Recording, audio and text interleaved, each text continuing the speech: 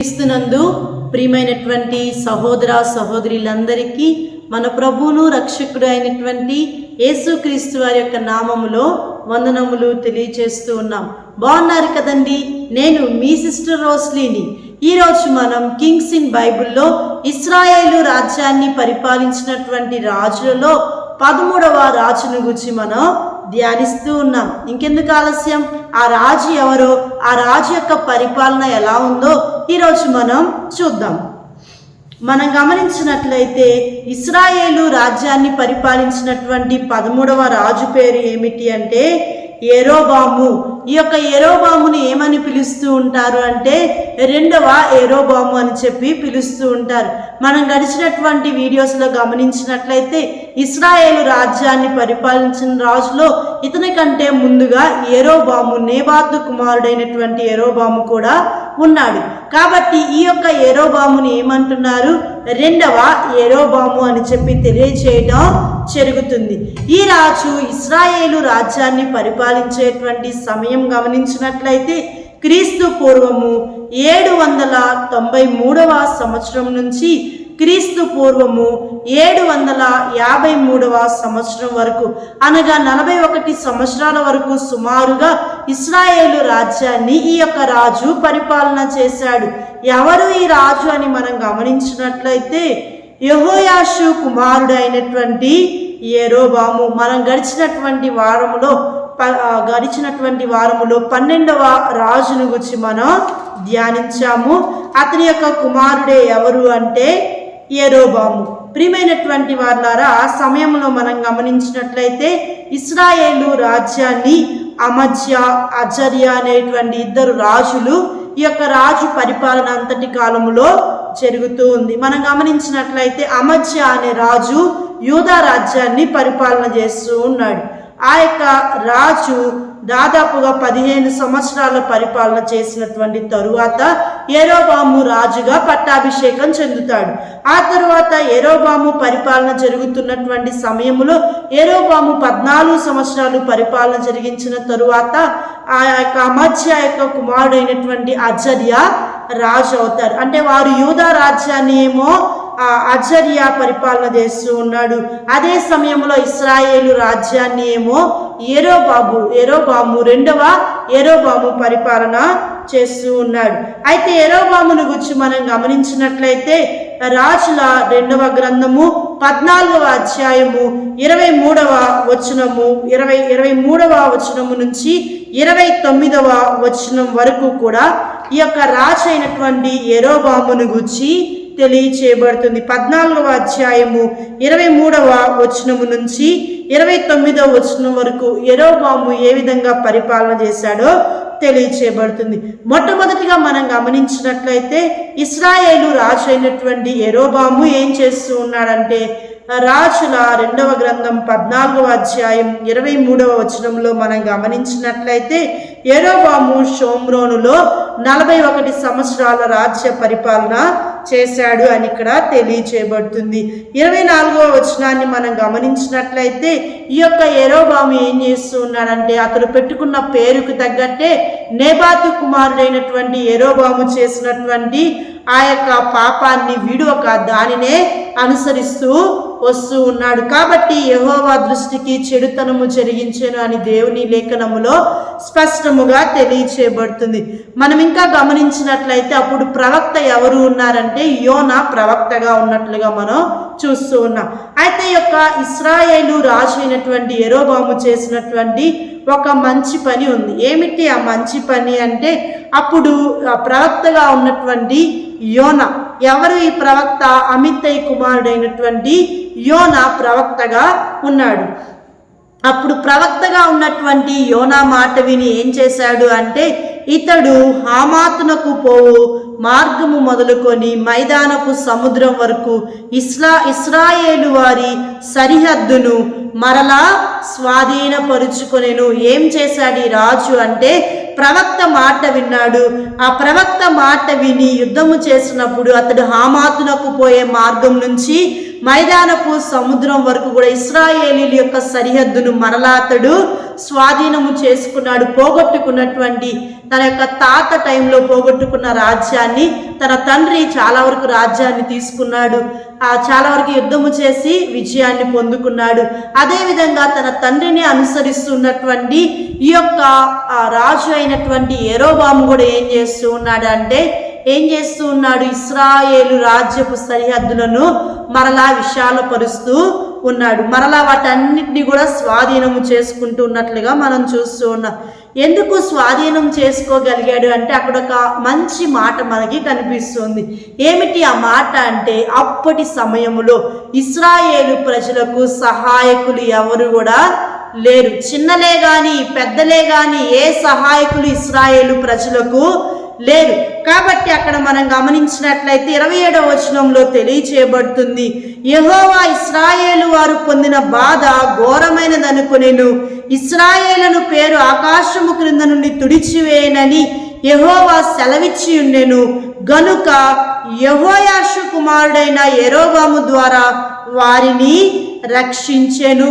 ఇక్కడ మనం గమనించినట్లయితే ఈ యొక్క యెరోబాము జీవితములో దేవుడు ఏదైతే వాగ్దానము చేశాడో ఇశ్రాయేలుకి అనగా యాకోబుకి ఏదైతే వాగ్దానము చేశాడో, లేకపోతే మోషేకి ఏదైతే వాగ్దానము చేశాడో ఆ యొక్క వాగ్దానాన్ని ఆయన నెరవేర్చుకోవటానికి ఏం చేస్తూ ఉన్నాడంటే, ఇశ్రాయేలు ప్రజలకు సహాయకులు ఎవరు లేని సమయములో దేవుడే వారికి సహాయకుడుగా ఉన్నారు. ఓకే అండి, మనం గమనించినట్లయితే ఎవరు సహాయకులుగా ఉన్నారు? దేవుడే సహాయకులుగా ఉన్నారు.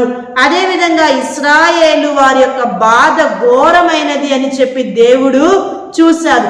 వారి యొక్క మొరను ఆయన విన్నాడు. విని యెరోబాముని ఏర్పాటు చేసుకొని యెరోబాము ద్వారా ఇశ్రాయేలు ప్రజలను దేవుడు రక్షించినట్లుగా, ఏదైతే సరిహద్దులు ఏదైతే దేశాన్ని వారు కోల్పోయారో ఆ యొక్క దేశాన్ని అంతా కూడా స్వాధీనము చేసుకోవటానికి దేవుడు యెరోబామును వాడుకున్నట్లుగా ఇక్కడ మనం గమనిస్తూ ఉన్నాం. ప్రియమైనటువంటి వారులారా, మనం గమనించినట్లయితే మొట్టమొదటిగా ఈ యొక్క రాజైన యెరోబాము ఏం చేస్తున్నాడంటే ప్రవక్త మాట ద్వారా స్వాధీనము చేసుకున్నాడు. రెండవదిగా ఏం చేస్తూ ఉన్నాడు అంటే దేవుని వాగ్దానం ప్రకారంగా దేవుడు అతని ఒక పర్టిక్యులర్ పని కొరకు దేవుడు ఏర్పాటు చేసుకున్నాడు. ఇశ్రాయేలు ప్రజలను రక్షించటానికి దేవుడు ఈ యొక్క యెరోబాముని ఏర్పాటు చేసుకున్నట్లుగా మనం చూస్తూ ఉన్నాం. ఇంకా మనం గమనించినట్లయితే 28వ వచనంలో కూడా తెలియచేయబడుతుంది, అతడు చాలా యుద్ధాలు చేశాడు.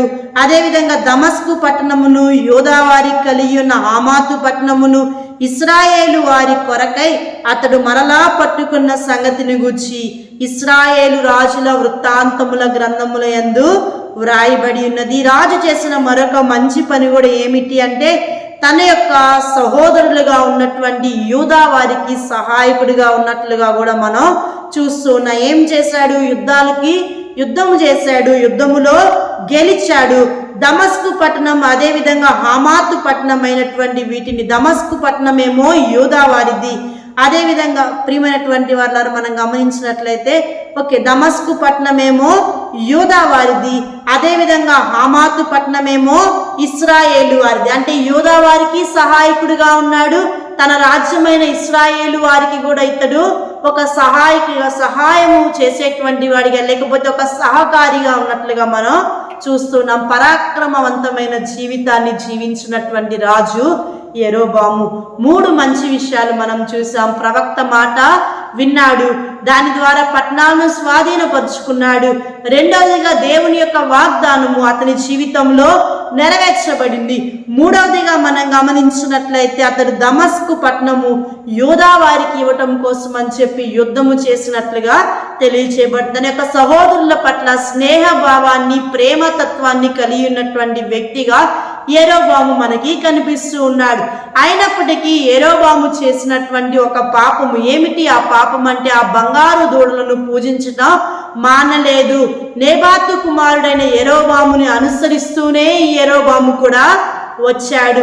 అదే విధముగా ఈ విధంగా చేయటాన్ని బట్టి ఏం జరిగింది అంటే ఇతడు చెడు నడవడిక కలిగిన వాడిగా, యెహోవా దృష్టికి చెడుతనము జరిగించిన వాడిగా చేయబడినట్లుగా మనం చూస్తున్నాం. కాబట్టి ఈ రాజుని గురించి కూడా మనం ఏం చెప్పుకుంటామంటే, తన తండ్రి వలె ఇతడు పరాక్రమవంతుడే కానీ తన హృదయాన్ని స్వాధీనము చేసుకోలేకపోయాడు, విడిచిపెట్టవలసిన వాటిని విడిచిపెట్టలేకపోయినట్లుగా మనం చూస్తున్నాం. కాబట్టి ప్రియమైనటువంటి వాళ్ళారా, ఈరోజు మనం ఏం నేర్చుకుంటున్నాము అంటే, మనము కూడా విడిచిపెట్టవలసిన వాటిని విడిచిపెట్టాలి. మన యొక్క సహోదరుల పట్ల స్నేహ భావాన్ని కలిగి ఉండాలి.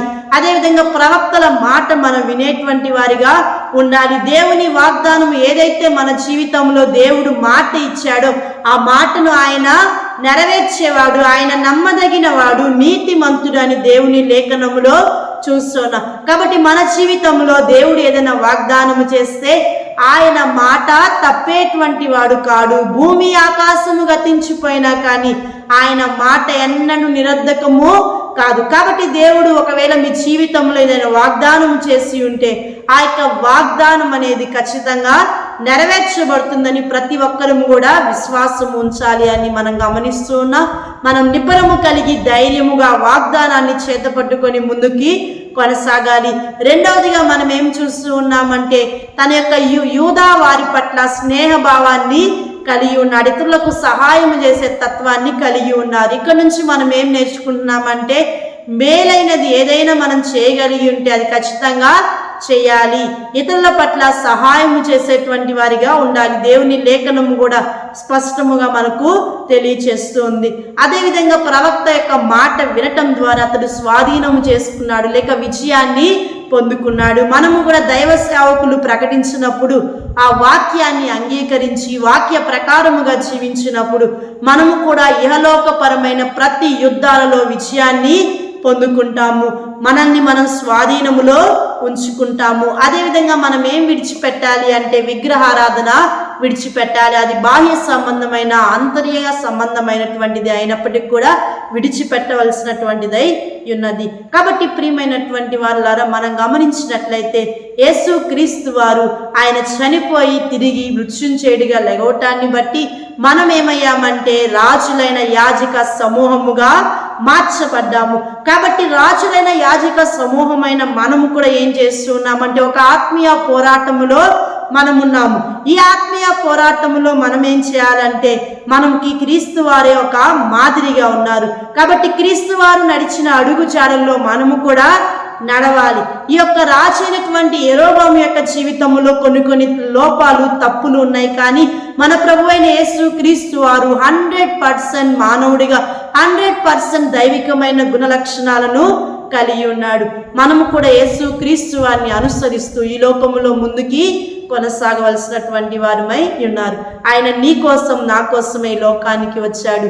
నీవు నేను రక్షించబడాలి అనే, నీవు నేను రాజులైన యాజక సమూహముగా మార్చబడాలి అనే మన ప్రభువైన యేసు క్రీస్తు వారు నీ కొరకు నా కొరకు ఈ లోకానికి వచ్చారు. ఆయన మన కొరకు అనేక శ్రమలను అనుభవించాడు. ఆయన తననే సంపూర్ణముగా సమర్పించుకున్నాడు. ఆయన రక్తము చిందించాడు. ఆయన శరీరాన్ని అప్పగించాడు. శరీరం అంతా కూడా నలగొట్టబడినట్లుగా మనం చూస్తూ ఉన్నాం. ఎందుకు ఆయన అంత బాధపడవలసి వచ్చింది అంటే, నీ కోసం నా కోసం, నీకు నాకు విజయాన్ని ఇవ్వటం కోసమే.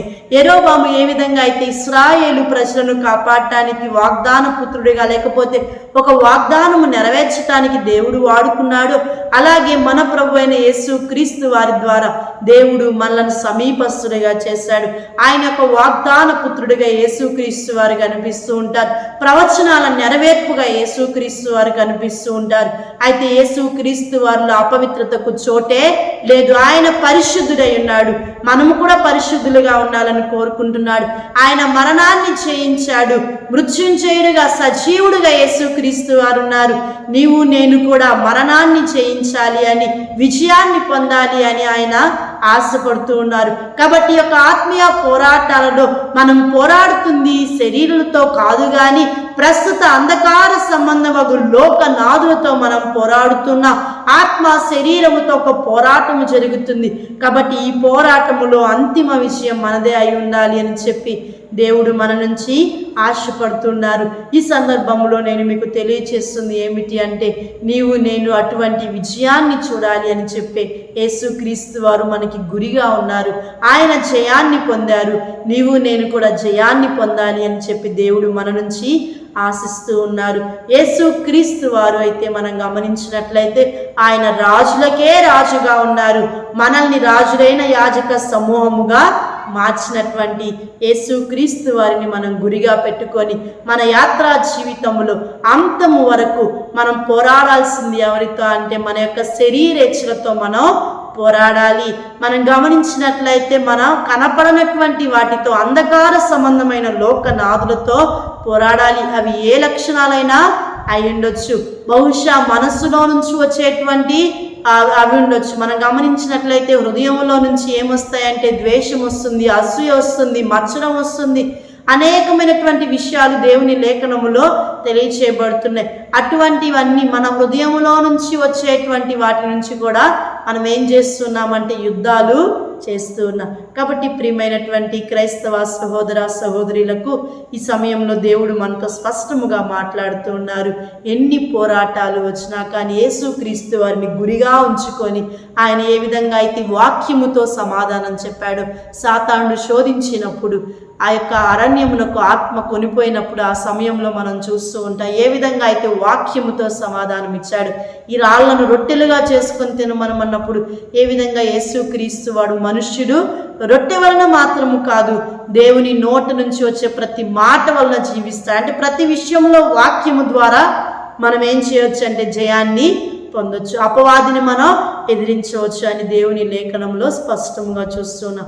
అలాగే మనం కూడా ఎదిరించేటువంటి వారిగా, పోరాడేటువంటి వారిగా మనం పోరాడవలసింది సహోదరులతో కాదు, మనం పోరాడవలసింది అపవాదితో మనం పోరాడవలసినటువంటి వారమై ఉన్నాము. కాబట్టి ఈ యొక్క పోరాటంలో నీవు నేను విజయాన్ని పొందాలి అంటే యేసుక్రీస్తు వారిని మనం గురిగా పెట్టుకోవాలి. ఆయన పోరాడి గెలిచాడు, ఆయన మృత్యుంజయుడు, ఆయన సజీవుడు, ఆయన మన కొరకు విజ్ఞాపన చేస్తూ ఉన్నాడు.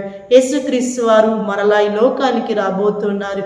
అప్పుడు మనం జయం పొందినటువంటి ప్రతి ఒక్కరిని కూడా ఆయనతో తీసుకొని వెళ్తున్నట్లుగా మనం చూస్తున్నాం. కాబట్టి జయం పొందినటువంటి ప్రతి ఒక్కరు యుగ యుగాలు, తరతరాలు, సదాకాలం క్రీస్తు వారితో జీవించబోతూ ఉన్నారు. కాబట్టి అట్టి గొప్ప ధన్యత, అట్టి గొప్ప భాగ్యాన్ని దేవుడు మనకు అనుగ్రహించారు. ఎన్నిక లేని మనల్ని రాజులైన యాజక సమూహముగా దేవుడు మార్చినట్లుగా మనం చూస్తున్నాం. కాబట్టి ప్రియమైనటువంటి వాళ్ళ నేను ముగిస్తూ ఉన్నాను. మనం ప్రార్థన చేసుకుందాం. మనం గమనించినటువంటి రీతిగానే ఈ యొక్క రెండవ రాజుల గ్రంథం 14వ అధ్యాయం 27వ వచనంలో చూసినట్లయితే యెహోయాషు కుమారుడైనటువంటి యెరోబాము ద్వారా దేవుడు ఏం చేశాడంటే ఆ రాజ్యాన్ని రక్షించాడు. అదేవిధంగా యెరోబాము చనిపోయినటువంటి తరువాత అతని కుమారుడైనటువంటి జకర్యా రాజుగా చేయబడ్డాడు. 14వ అధ్యాయం 29వ వచనం రాజుల 2వ గ్రంథంలో మనం చూడగలం. దేవుని చిత్తం అయితే నెక్స్ట్ వారం మనం జకర్యా గురించి ధ్యానిద్దాం. ప్రతి ఒక్కరు కూడా కళ్ళు మూసుకున్నట్లయితే ప్రార్థన చేసుకుందాం. ప్రార్థనలో ఏకీభవించండి. మహోన్నతులైన మా తండ్రి, సర్వోన్నతులైన మా దేవ, మీకే వెలలేని స్తుతులు స్తోత్రాలు చెల్లిస్తూ ఉన్నాము తండ్రి. దేవా, ఈ దినం యెరోబాము యొక్క జీవితంలో నుంచి మీరు మాకు నేర్పించిన మంచి పాఠాలను బట్టి, గుణపాఠాలను బట్టి మీకు స్తోత్రాలు. దేవా, మేము కూడా తండ్రి లోకములో జీవిస్తూ ఉండగా విడిచిపెట్టవలసిన ప్రతి ఒక్కటి విడిచిపెట్టడానికి సహాయం చేయండి. దేవా, అతడు చేసినటువంటి దేవా పరాక్రమాలన్నీ మేము చదువుతున్నాము తండ్రి. దేవా, సహోదరుల పట్ల ప్రేమ కలిగి ఉన్నాడు. మేము కూడా అట్టి ప్రేమను కలిగి ఉండటానికి సహాయం చేయండి. ప్రవక్త మాట విన్నాడు, దాని ద్వారా జయాన్ని పొందుకున్నాడు. మా జీవితాల్లో కూడా జయాన్ని పొందుకునేటువంటి భాగ్యాన్ని మీరు మాకు అనుగ్రహించండి తండ్రి. మేము ఏదైతే లేఖన భాగాల్లో చదివామో దేవా, యొక్క వాక్యాన్ని విడిచిపెట్టకుండా మా యొక్క హృదయాల్లో భద్రపరుచుకునేటువంటి భాగ్యాన్ని మీరు మాకు అనుగ్రహించండి, సహాయం చేయండి. ఎవరైతే ఈసీఎం రోస్లీ ద్వారా ఈ లెసన్స్ వీక్షిస్తూ ఉన్నారు వారికి మీ కృపను తోడుగా ఉంచండి, సహాయం చేయండి. ప్రతి ఒక్కరి అవసరతలు తీర్చండి. ఎవరు ఏ బాధలో ఉన్నారో, ఏ దిగుల్లో ఉన్నారో, ఏ అవసరతలో ఉన్నారు, వారి అవసరతలు అక్కర్లన్నింటినీ మీరు తీర్చండి దేవా. ఒకవేళ తండ్రి ఆత్మ సంబంధమైన పోరాటాల్లో ఉన్నారేమో దేవా, ఐహిక విచారాల్లో ఉన్నారేమో, వాటన్నిటిని మీరు తొలగించండి. అన్ని విషయాల్లో విజయాన్ని మీరు మాకు అనుగ్రహించండి దేవా తండ్రి పరిచర్యను మేము జరిగిస్తూ ఉండగా మాకు కూడా మంచి ఆరోగ్యాలు దయచేయండి దేవా. మా యొక్క పరిచర్యను అభివృద్ధి పరచండి, సహాయము చేయండి దేవా. మేము అడుగుపెట్టిన ప్రతి స్థలములో అనేక మంది బిడ్డలు రక్షణ భాగ్యాన్ని పొందుకునే భాగ్యము దయచేయండి. అడుగుపెట్టిన ప్రతి స్థలములో రక్షణ సువార్త వినబడటానికి, రక్షణ లేని ప్రతి ఒక్కరూ రక్షణ, మారు మనసు, పాప క్షమాపణ పొందుకోవటానికి సహాయం చేయండి. మరి ప్రాముఖ్యముగా ఎవరైతే ఈసీఎం రోస్లీ ద్వారా ఈ లెసన్స్ వీక్షిస్తూ ఉన్నారో వారందరికీ మీ కృప, మీ దీవెన మెండుగా అనుగ్రహించమని త్వరలో రానయ్యున్న యేసు క్రీస్తు వారి యొక్క నామములో ప్రార్థించి బ్రతిమిలాడి అడిగి వేడుకుంటున్నాము తండ్రి, ఆమేన్. ఇప్పటి వరకు శ్రద్ధగా ఆలకించినటువంటి మీ అందరికీ మన ప్రభువైన యేసుక్రీస్తు వారి యొక్క నామములో వందనములు తెలియచేస్తూ ఉన్నాము. May God bless you all. దేవుడు మిమ్మును దీవించునుగాక. ఆమేన్.